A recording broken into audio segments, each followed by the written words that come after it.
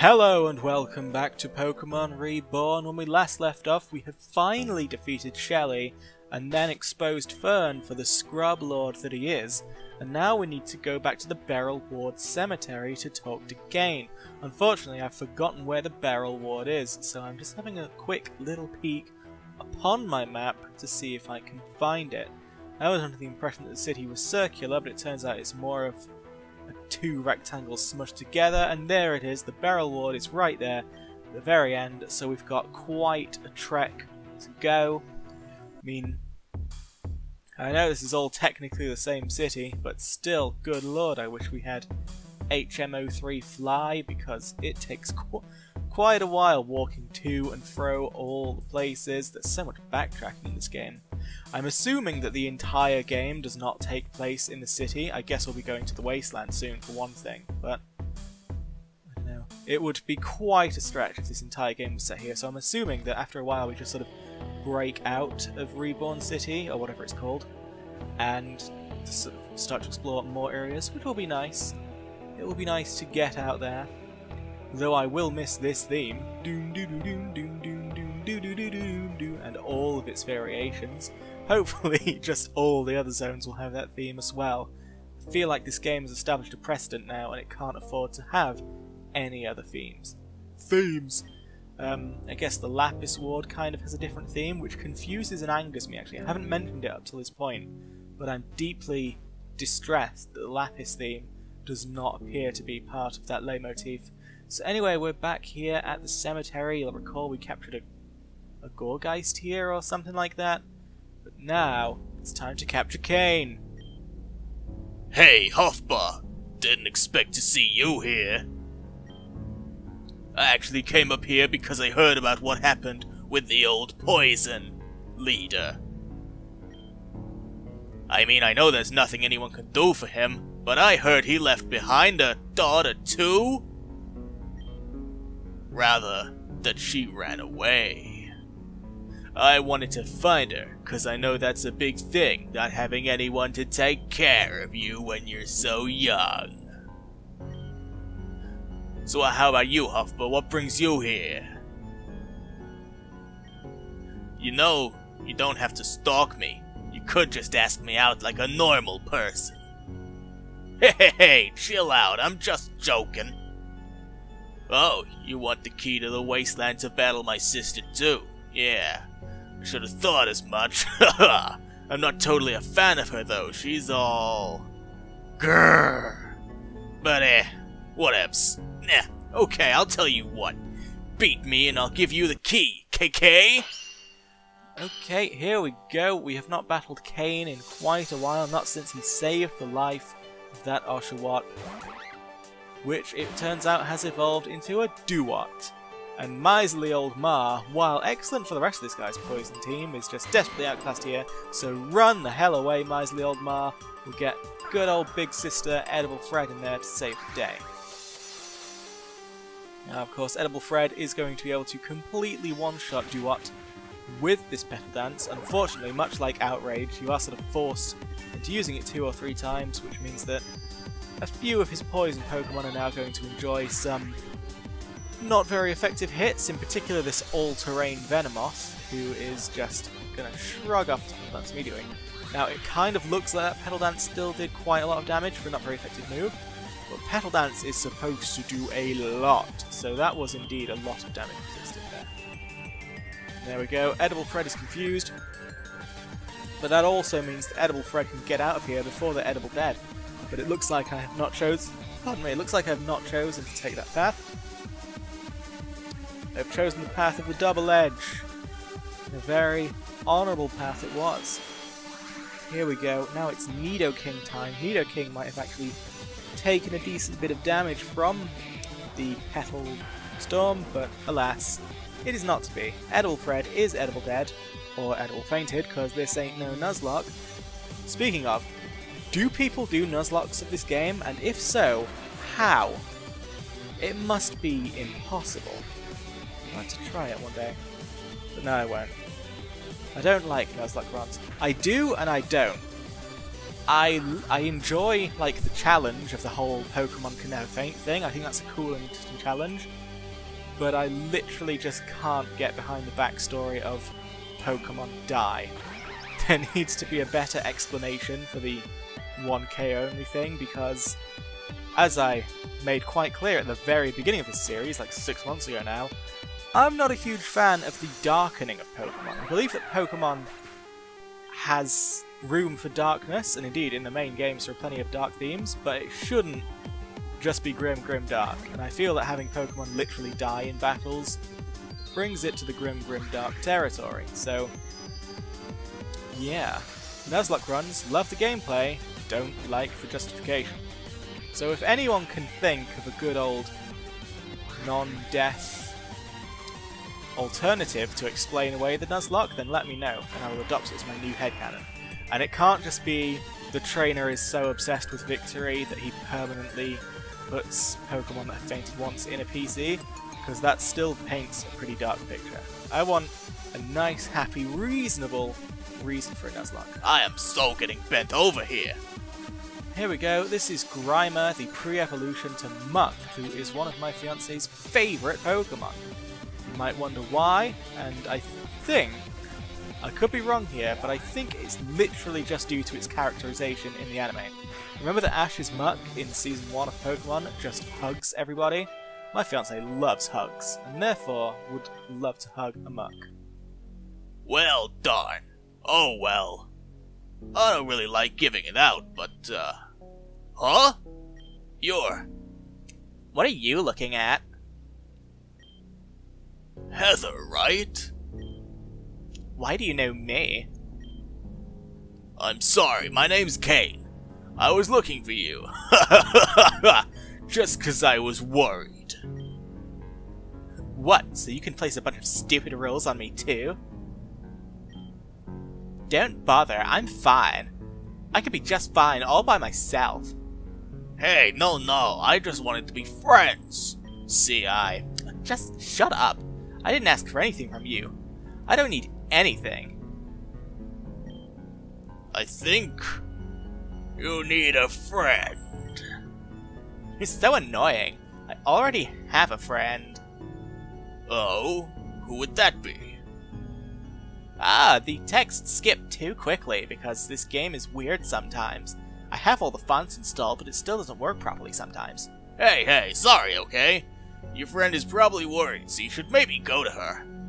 Fine, if you'll get me away from you, weirdo, I will. Salamence, let's go. It's takeoff time. Here we go, on the back of a dragon she flies. She's flying off towards the Lapis Ward. She's on the road, far from home, but she doesn't have to feel alone. I'm just worried about her. I'm gonna go down to Lapis Ward. The gym leader there is Shelly, right? About the key. Sorry, I had to hurry before she flies off somewhere else. Maybe later. You know, the fun thing is that when I was recording this, I did not pay attention to that last line of dialogue and have been labouring under the misapprehension that I already had the key. So, spoiler alert for the next couple of minutes, you are about to watch me wander all the way to the location of the door leading into the Bispixen Wasteland, only to find that I can't get through it. And then I figure out that I should probably go to Lapis Ward. And the reason I haven't cut this out is because, hey, you know what, we should have a chat. First of all, I realised that Rock Smash has opened up a cave there in the cemetery, and it also opens up a lot of locations in that beneath the stairway cave. I'm not going to actually go there unless the story tells me to, or unless it turns out there's a super amazing Pokemon there, and that it's worth my while to just sort of go get it. But as far as like full exploration, 100% completion goes, I'm saving that for my personal playthrough. For this Let's Play, it's purely about the story, which almost rhymes, but not quite. So, yeah. How is this game looking so far? What's the sort of plot? It's very difficult to say what the plot is, because there's so many things going on. I mean, right now, obviously, Shelly has been defeated as a gym leader, and yet is still in the story? That's very unusual. Because, like, Julia turned up, kind of seemed like a character, but as soon as you beat her, never saw her again. Florinia, I do hope she comes back actually, because I like her. She's way too good to have Fern as a brother. No one deserves to have Fern as a brother, but she especially does not deserve to have Fern as a brother. So God bless Florinia. Hope we see her again. But so far, as soon as she was defeated as a gym leader, never seen again. Corey, the faux third gym leader. Apparently, by the way, I looked into it. Okay, so someone who watches these videos, the Bomber Dude, hope you're still watching, told me to rescue all 5 police officers in the whatever ward it is, and I tried. I did try, but I didn't read a guide. I told myself that if I was gonna do it, then I was gonna do it myself, you know? Because there's no point going to a game first time when you're reading a guide. And I know I've already admitted that I'm doing that with my personal playthrough, but shush! It doesn't count, okay? That doesn't count. Technically, my personal playthrough is my second playthrough, so I can use all the guides I want. But anyway, first time round, I thought, you know, I'll try and find all the police officers myself. And I think I found either 3 or 4. I like to think it was 4, but looking back at the footage, it was probably a pathetic 3. However, at least one of the cops was really difficult to find, so I don't feel like I would have found them no matter how hard I tried without reading a guide. You've got to talk to a Growlithe 3 times. Obviously, I never would have guessed that. I would have spoken to a Growlithe once, it would have gone, and then I would have thought, okay, moving on. It wouldn't have occurred to me to speak to a Growlithe so many times that it activates an event. But anyway, my whole rambling point here is that when you do find all 5 police officers, the story changes to sort of give more insight into Corey, and in the change story we see, in fact, that he is a Team Meteor admin. It was sort of alluded to when Aster and the other one, Eclipse, Aster and Eclipse turned up. They were like, he's one of our agents has fallen, and we were like, what? But no, apparently if we found the police officers, we'd have known that already, because we'd have chased him down, and instead of it being a faux gym leader battle, it would have actually been a battle against him in the context of him being a Team Meteor person, which is certainly interesting. I don't actually know what that might say about his character. Maybe dialogue that I haven't seen yet will contextualize it more, but I guess, was he always in Team Meteor? Did he join Team Meteor after his wife's death? Did he join Team Meteor recently? What are his motivations? It's hard to say what his motivations are, because we're still actually not quite sure what Team Meteor's motivations are. They blew up a train for no apparent reason. They deliberately polluted the lake for no apparent reason. They did their whole forest pulse machine thing for no apparent reason other than wanton destruction. Then they blew up the staircase, and there's something beneath it, and the leader was like, beneath this thing is very important. Now that I've come here to look at the door, I'm going to leave again and tell everyone about this important thing. It's like, what the hell kind of plan is this? I assume that if you break down, you're going to go break into this door and find whatever powerful thing is inside.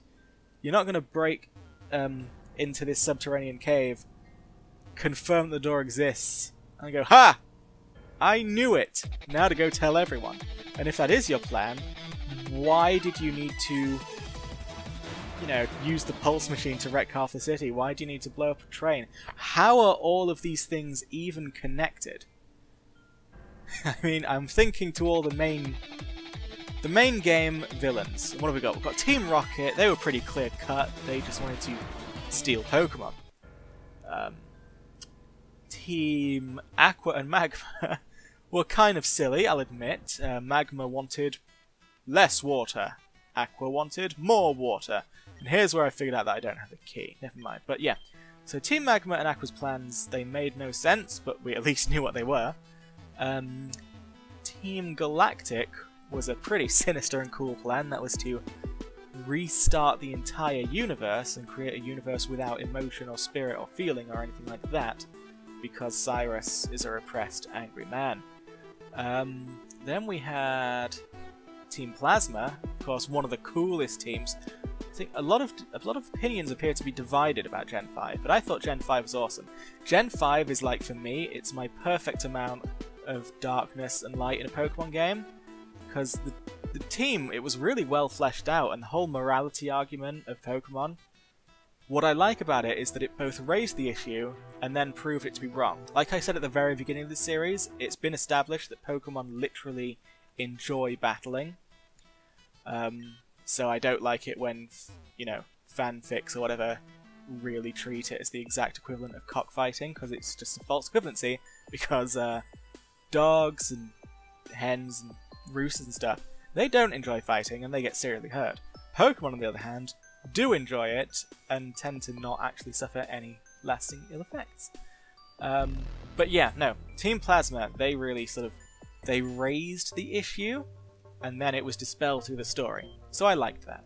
And then you've got... oh, story time. Why do you keep following me? I just want to be left alone. Hey! I don't think it's good for you to be alone right now. I kind of agree with him. I mean, I'm really worried. Hey, don't take his side. I'm sorry. I didn't mean... You've been through a lot. You're hurt and confused and scared. And I get it. It's okay. I've been there too. But nothing. You don't know me. Shut up. Look. You said I need a friend, right? Well, here she is. You're my friend, right, Shelly? Yeah, of course. We're friends. You're my only friend, after all. See? Is that good enough for you? Then go away. Shelly, tell them to go away. I'm sorry, Huff, but Heather says that you guys should leave. You know, Heather, most friends don't boss each other around like that. Don't tell me what to do. I've had enough of that. I'm not. I'm just saying. Shelly seems a little scared when you yell at her. Tuck his voice. Shelly, would you like her to be nicer to you? Yeah, I guess. Sorry. I wasn't doing anything. Whatever. You're all just ganging up on me. I'm leaving. Don't try to stop me.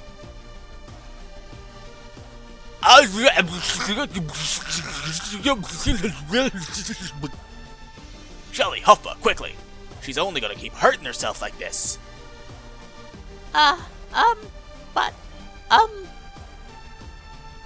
Wait for me! So yeah.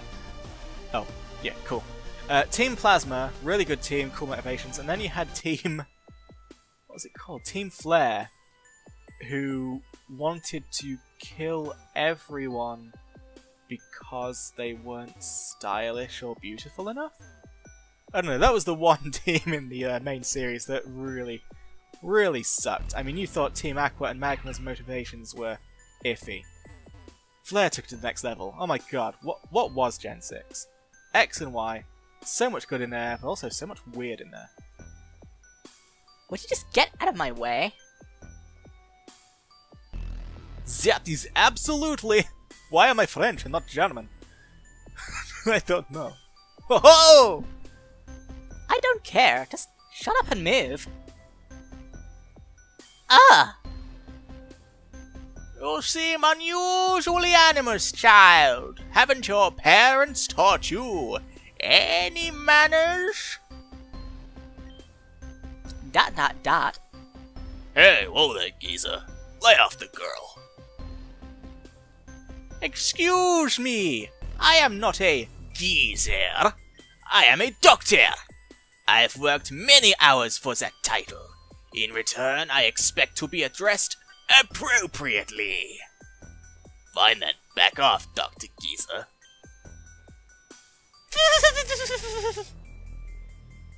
What? Did I actually get her to laugh? Success! I wasn't laughing. I had something stuck in my throat.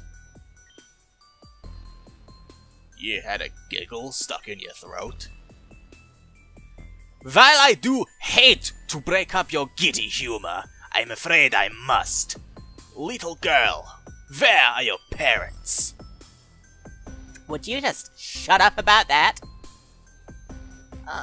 Doctor, her parents are, they're not here anymore. Is that so? I see. So who is now your primary caregiver? No one. I don't need anyone. I'm fine all by myself. That means you too, freaky boy. Hey. No guardian? How unfortunate. In that case, I may have a solution.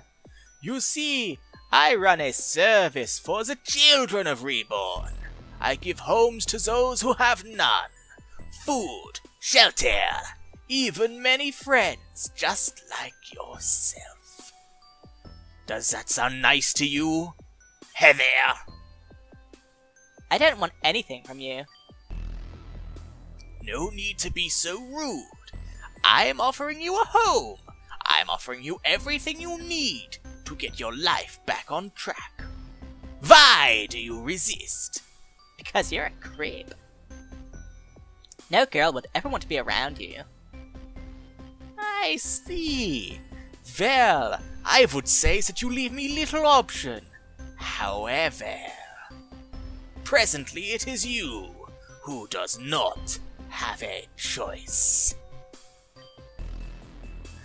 Under Article 4, Section 9, Clause 3, we are legally responsible for the actions of all orphan children in the city of Reborn, wherein the status of an orphan is defined as one who has no living parents, no legal guardians willing and capable of providing care for the subject. Under Article 7, Section 2, Clause 2, we are granted the authority to adopt into custody any discovered orphan within the city limits, provided she or he cannot produce legal documentation of guardianship in or outside of the municipal district. Orderlies, seize her. Hey, no, not cool. Back off, Dr. Old Guy. Get off me. Let me go right now. Take care. I suggest you not interfere. Physical interruption to this procedure qualifies both as personnel assault as well as severe delinquency, detrimental to standard city functions, and can and will result in a lawsuit against your name, followed by a criminal record. Do have a good day. What's he got up his butt? Oh my god, I just... Shelly! Well, you know what I'm wondering? Why didn't Heather use her salamence to get out of that situation? If he's being detained against her will, why not just whip out the old salamence, cut Sigmund's head off, and just be done with it? If I hadn't said anything, he wouldn't have known that she was... Oh my god, I'm so sorry! Hey, Shelly, don't blame yourself for what that creep does. He's his own demon. It's kinda my fault, too. I was the one who chased her out of here. I do just want to help, though. Blah. She's going to be so mad. Oh my god, I'm sorry, I'm such a bad friend. No. You were there for her, that's what's important. Till the end, I'll be with you. We'll go where our dreams come true. All the times we've been...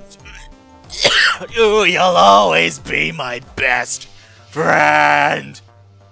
What? Well, we just met a little bit ago. All details point the same.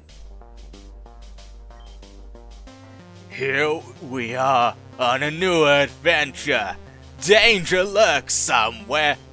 We're set for surprises, even battle. We're a team, no one better mess with us. What do you mean it's you? Well, we can't just leave her with Dr. Butt now, can we? But But if we do anything, we'll get in trouble? yeah, you're right. We could maybe get arrested, put in jail, big trouble. But Heather's already in trouble, so I'm gonna take that chance. Yeah. I hope she's okay. What are you doing, you stupid creep? Let me go. The girl is completely out of control. Hold her down. Good. Begin treatment at 100 volts.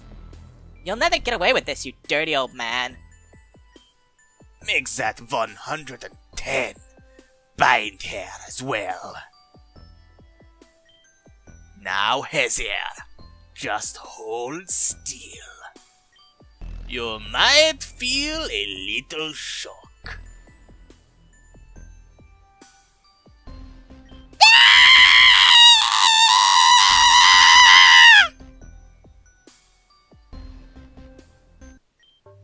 Did you guys just hear something? What was that? Heather? I think we should hurry. I'll meet you guys in front of the orphanage. We're gonna bust her out of there. Okay. I'm coming. Alright, and that's the end of that story. The plot has again taken another unexpected turn. Heather, who we've met a couple of times now, is undergoing illegal electroshock therapy and must be saved. See you then!